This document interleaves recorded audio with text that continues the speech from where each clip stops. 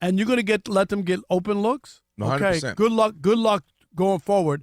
Where are you, Man, where are you on the I'll Lakers tell you after where that I am. game? You remember the movie Friday when Debo rolled up on Red and snatched his bike and his chain and all that?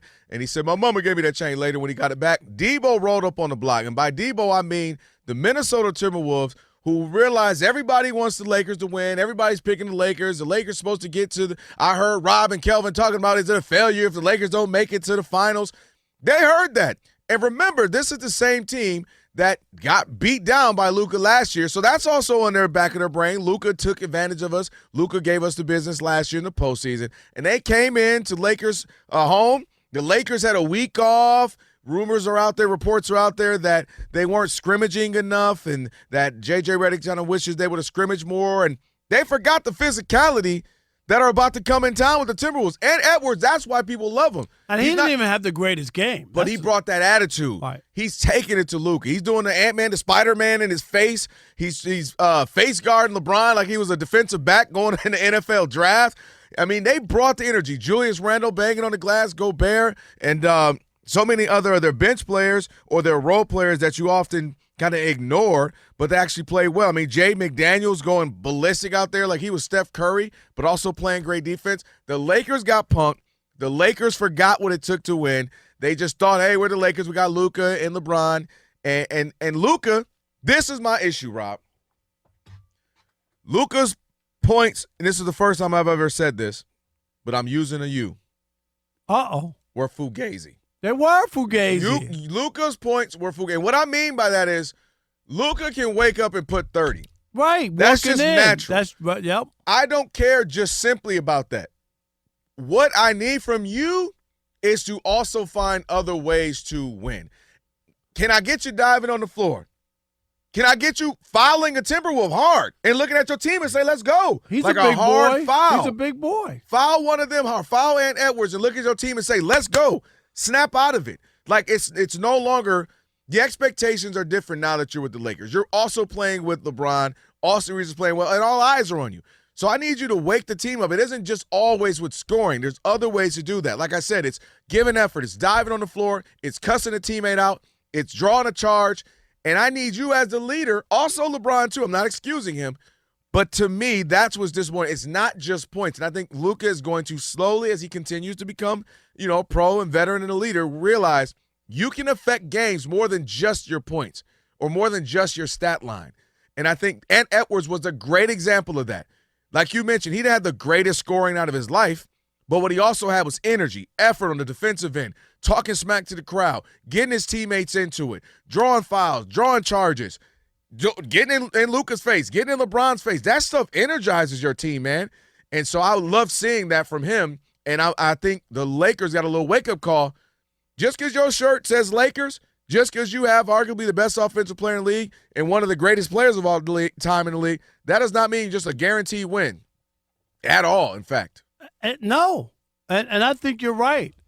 And anybody can say, oh, we don't pay attention to all that stuff. It was all about, forget about the Lakers beating the Timberwolves. It's about going to the finals. Yes, right. Everybody Luka.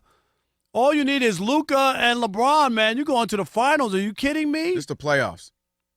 This is the play. Everybody has to show up, even your 8th, 9th, 10th man. Because if I give Luka and LeBron 60 points, you still got to get about another 50. You still got to lock another team up. Where is this coming from? In Minnesota, they had a great game plan like they did against Denver last year, remember? And again, it ended up being a really good series, but they had a good game plan. And they came, I was telling Brandon here, he's like, I said, man, it's the energy of Minnesota that would worry me if I were a Laker fan. The energy. It's not that they're necessarily, the Lakers are still very skilled, but certain teams play no holds barred. From 0 minutes to 48 minutes, I'm going hard. I'm going to play. Hey, and if you win, you win. I'll shake your hand. But you don't have to worry about effort. And the Lakers came out a little lethargic second and third quarter and gave up 73 points between the second and third quarter. Right, because they were up, 8? Yep. They were up 8 after the first quarter, so you had to feel like, oh, okay, you know what I mean? Here we go. It's another day. Welcome, exactly. Welcome to crypto. And Let me show you how and it's then done. You got these younger guys on Minnesota, and you talked about it. The physicality of it is a difference, and you better be ready for that for game 2 and understand that it's no joke. Like Minnesota's already accomplished what they wanted. What was their dream? To split in L.A. Yeah. They already got that. They could go for the jugular. Let's just go all out. And Ant is. He ain't the type of guy that's going to just be like happy. Oh, at least we tried. He's like, why not us? Why can't we win? Exactly. Now if I'm the Lakers, I'm saying, all right. Again, McDaniels ain't going. I think it was 11 or 13 or something crazy like that. No, that's what it was. Yeah, he's not doing that again. LeBron is not going to be that. Only giving me 19 points and just not really only 5. More importantly for LeBron, it'd be different if he gave you 19 and 15 assists. LeBron can't give you 19 points and 3 assists. That is absolutely illegal. That cannot happen at all. So to me, LeBron's going to have to wake up. LeBron is going to have to he owes the team one with that performance for sure.